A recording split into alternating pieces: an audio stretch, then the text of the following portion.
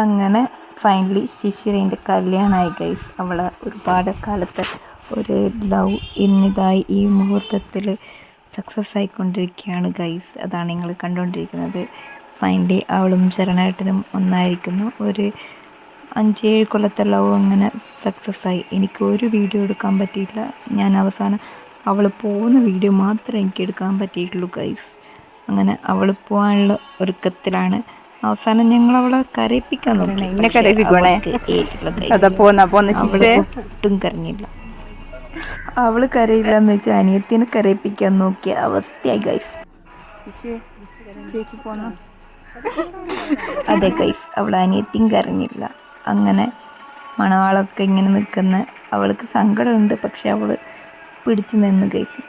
അപ്പം ശിശിരയ്ക്കും ശരണേട്ടനും എൻ്റെ എല്ലാവിധ happy merry life guys. Happy ആയിരിക്കും.